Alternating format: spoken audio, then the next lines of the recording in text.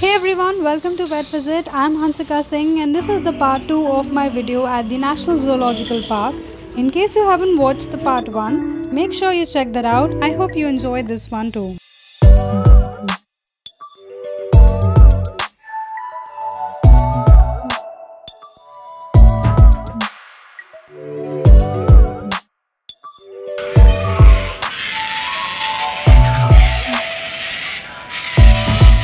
Meet one of the most pampered animals of the zoo, Hiragaj and Raj Lakshmi, the two Asiatic elephants, and the mischievous Shankar, the African elephant. Let us see the difference between African and Asiatic elephants. As you would know, African elephants are larger in size and they have larger ears and trunk in comparison to the Asiatic elephants who are smaller in size and have comparatively smaller ears and trunk.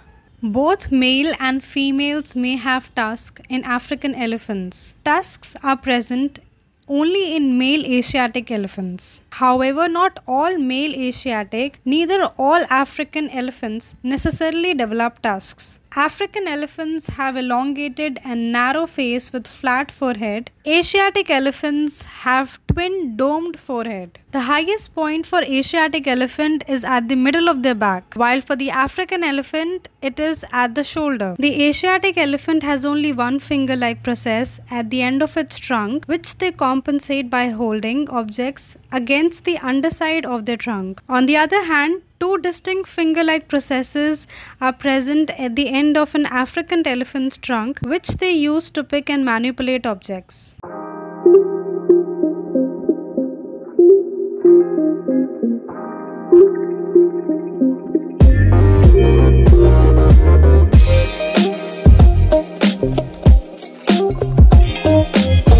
Their skin looks very tough, but it is very sensitive and can get sunburned. The mud not only cools them down, but also provides a protective layer on the body to shield them from insect bites and sun. मेरा नाम ओकन रफा है। मैं असम से आया, उसके बाद हाथी देखभाल करने के लिए आया जू पे। अभी हम लोग हाथी को सही से देखभाल कर रहे हो। ये खाना जू से दे रहा, सारा पत्ता दे रहा, केला खिचड़ी ये लोग को दे रहा। उसके बाद हम लोग शाम को जो बुला के नहला के अंदर कर देते। अच्छा, कितने सालों से आप हाथी के साथ हो?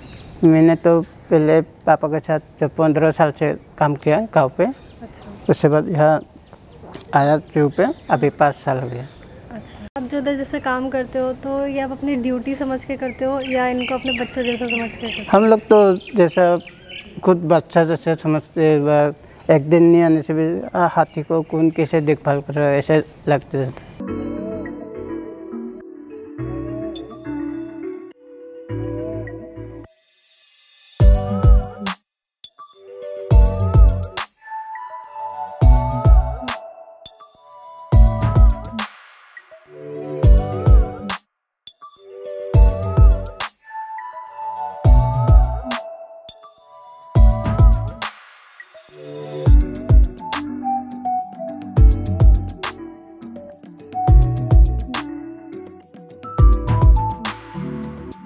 The animals of the zoo are regularly dewormed and fecal sample is examined for presence of any parasite.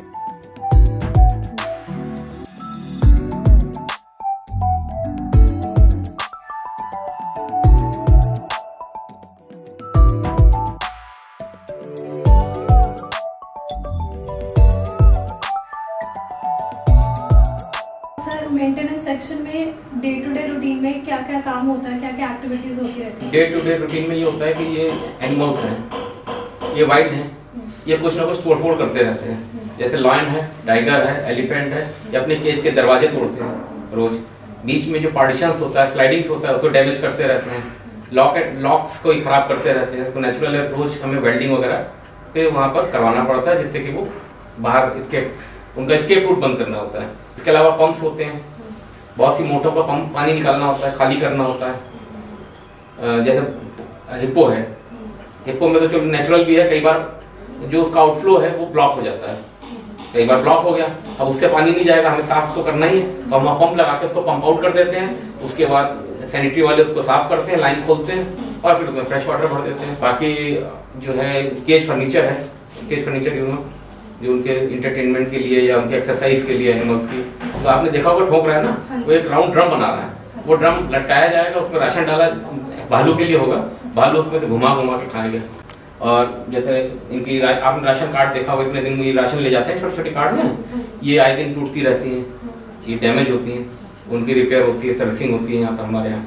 इसके अलावा ऑफिस का कुछ फर्नीचर है, सामान है, अलमारियां हैं, उनकी रिपेयर वगैरह होती रहती है। गेट पे काउंटर है, बुकिंग काउंटर है, वहाँ पब्लिक आती है, कुछ ना कुछ वो डैमेज होती रहती हैं, तो उसकी भी रिपेयर हमारा सेक्शन ही करता है।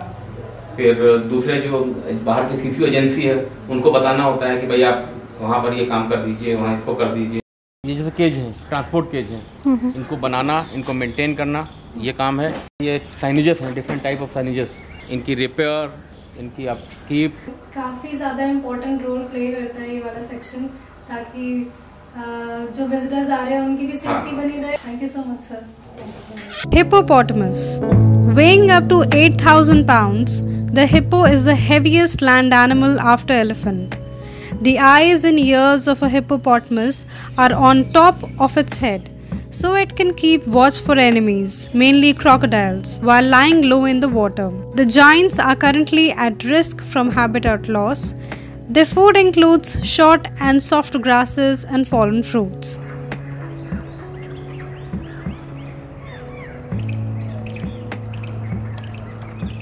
Ghadial derives its name from ghada, an Indian word for pot, because of a bulbous knob present at the end of the snout in males. The ghada also renders ghadial the only visibly sexually dimorphic crocodilian.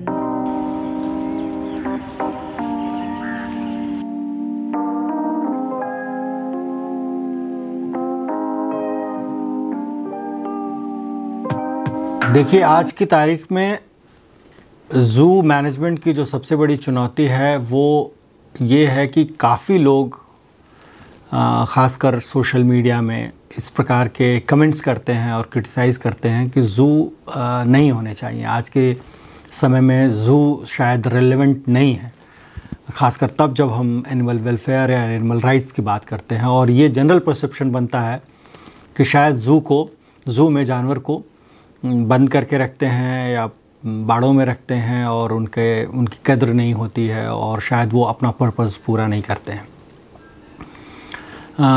एक ऐसे परिवेश में जब हमारी 50% आबादी धीरे धीरे शहरों में रहने लगेगी और जो जंगलों से दूर हो जाएगी, ऐसे में जो हमारे आने वाला जनरेशन है और जो बच्चे हैं और युवा हैं, उनको हम कैसे बता पाएंगे कि हमारे जंगलों में किस प्रकार के जानवर रहते थे या रहते हैं और उनका वन पर्यावरण को बचाने में क्या योगदान है। इसलिए ज़ू का होना अभी भी उतना ही रेलेवेंट है। लोगों को ये भी नहीं पता होता है कि ज़ू में, खासकर अपने देश में, जो जानवर आप देखते हैं मोस्टली कैप्टिव ब्रेड एनिमल होता है। वाइल्ड कॉट एनिमल्स को ज़ू में डिस्प्ले में रखने का जो फ़िलॉसफ़ी है कंजर्वेशन की, वो हमारे देश में नहीं है। हम ऐसे ही जानवर को अपने ज़ू में रखते हैं जो कैप्टिव ब्रेड है, मतलब जिनका जन्म ही ज़ू में हुआ। और जो जानवर कॉन्फ्लिक्ट के जानवर होते हैं, रेस्क्यू होके आते हैं या किसी कारणवश उनको चिड़ियाघर में उनके इलाज के लिए लाना पड़ता है, ऐसे जानवरों को डिस्प्ले में रखने की सामान्यतः इजाज़त नहीं होती और उनका इस्तेमाल कई बार कंजर्वेशन ब्रीडिंग में होता है, लेकिन ये हमारा उद्देश्य नहीं है। तो ये भी लोगों को जानकारी होनी चाहिए कि ऐसा नहीं है कि शायद ज़ू इसलिए बने हुए हैं कि आपने जंगल के जानवर को लाया और वहाँ पे उसको रख दिया। ये हमारे जो इथोस हैं अपने कंट्री के, उसमें शामिल नहीं होता है। और इसको हम बहुत फ़ख्र से कहते हैं कि हमारा देश एक ऐसा देश है जहाँ पे कंजर्वेशन के लिए किया जाता है, दिखाने के लिए नहीं किया जाता। दूसरा जो एक बहुत महत्वपूर्ण पहलू है जिसको लोगों को बताना चाहिए और जिसके लिए ज़ू को और प्रोएक्टिवली काम करना चाहिए, वो है कि ज़ू के फंडामेंटल पिलर्स क्या हैं। जो उसका पहला पिलर होता है, पहला स्तंभ होता है, वो होता है कंजर्वेशन एजुकेशन, संरक्षण शिक्षा। लोगों को ये बताना, ये सिखाना कि हमारी प्राकृतिक थाती क्या है और दुनिया में किस तरह के पशु पक्षी हैं, और उनका क्या इम्पोर्टेंस है, उनको कैसे उनके साथ आत्मसात करना है, कैसे उनके साथ कोएग्जिस्ट करना है, कैसे उनके लिए कंपैशन रखना है, कैसे एम्पैथी होनी चाहिए और कैसे हम उनके लिए अपना योगदान दे सकते हैं। ये जो शिक्षा है इसका बहुत बड़ा योगदान है ज़ू का, कंजर्वेशन एजुकेशन का। जो दूसरा पिलर है हमारा ज़ू का, जिसके बारे में भी बहुत कम लोगों को जानकारी मिल पाती है, वो है कंजर्वेशन ब्रीडिंग।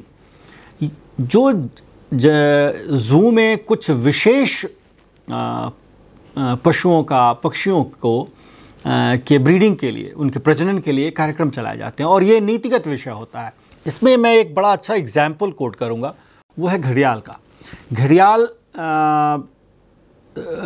लेट 70s में लगभग हमारे देश में ख़त्म हो चुके थे और घड़ियाल एक तरह का फिश ईटिंग क्रोकोडाइल है। ये गंगा और उसकी सहायक नदियों में मुख्यतः मिलते थे, चंबल में मिलता था और महानदी में भी घड़ियाल पाया जाता था और ये इन सभी जगहों से घड़ियाल लगभग ख़त्म होने के कगार पे आ गए। जब ये ख़त्म होने के कगार पे आ गए तो इनके अंडों को वहाँ से उठा के आर्टिफिशियली इनक्यूबेट करके हैचलिंग्स को बाहर निकाल के उनको ईयरलिंग्स 1 साल तक रेयर करके वापस छोड़ा जाने लगा। ये एक बहुत शानदार उदाहरण है कंजर्वेशन ब्रीडिंग का, कि कैसे हम किसी संकटापन्न, जिसके ऊपर संकट आया है, ऐसी प्रजाति को अपने पास स्टॉक रख सकते हैं और उनको ज़रूरत पड़ने पे रीवाइल्ड कर सकते हैं। इस रोल के लिए ज़ू बने हुए हैं। और उदाहरण के तौर पे अगर दिल्ली चिड़ियाघर को देखें तो हम 5 स्पीशीज़ में कंजर्वेशन ब्रीडिंग करते हैं और हम उसके पार्टिसिपेटरी ज़ू हैं। इसमें 2 तरह के ज़ू होते हैं, एक को कोऑर्डिनेटिंग ज़ू बोलते हैं और बाकी को पार्टिसिपेटिंग ज़ू बोलते हैं। Coordinating zoo basically main zoo होता है जो उस स्पीशीज़ के कंजर्वेशन के लिए काम करता है और उसके सपोर्ट में और ज़ू साथ में काम करते हैं। दिल्ली चिड़ियाघर बाघ, शेर, थामिन या सांगाई डियर जिसको कहते हैं, रेड जंगल फाउल और एक सींग वाले गैंडे के लिए पार्टिसिपेटिंग ज़ू है। और हम इसमें कोशिश कर रहे हैं कि हम अपने जो पॉपुलेशन है उसको बैलेंस करें और इस ब्रीडिंग को आगे ले जाएं। और जो राष्ट्र स्तर पे जो एक पॉलिसी के तहत ये काम हो रहा है उसमें अपने योगदान को बढ़ा सकें। जो तीसरा वर्टिकल ज़ू का होता है वो होता है research and monitoring.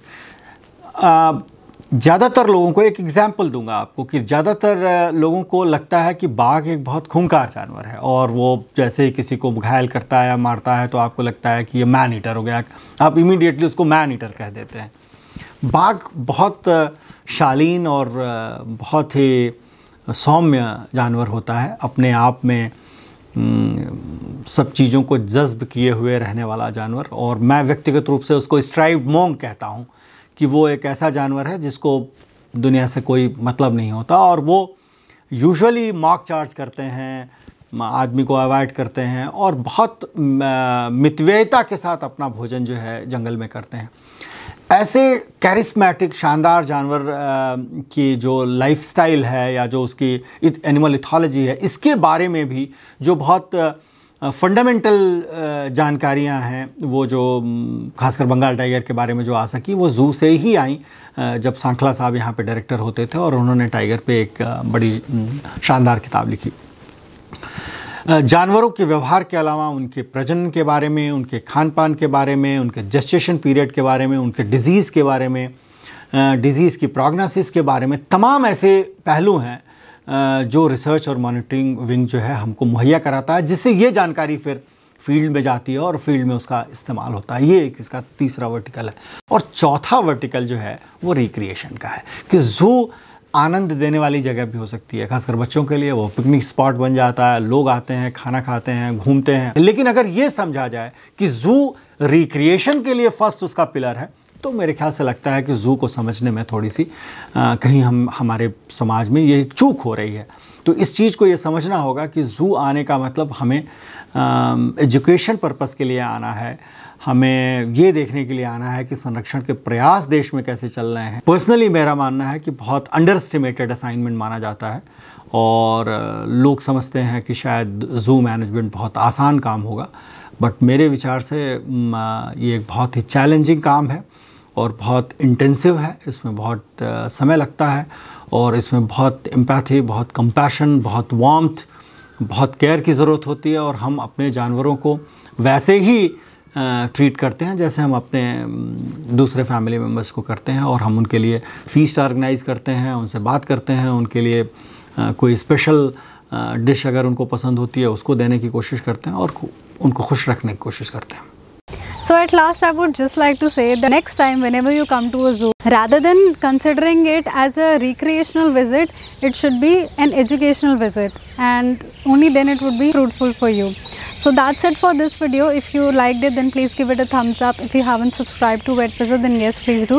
While subscribing, do hit the bell icon so that you're always notified whenever a new video comes up. Also, if you haven't followed the Facebook and Instagram page of Vet Visit, then yes, please do. I'll see you next time. Till then, take care of yourselves and keep loving animals like you always do.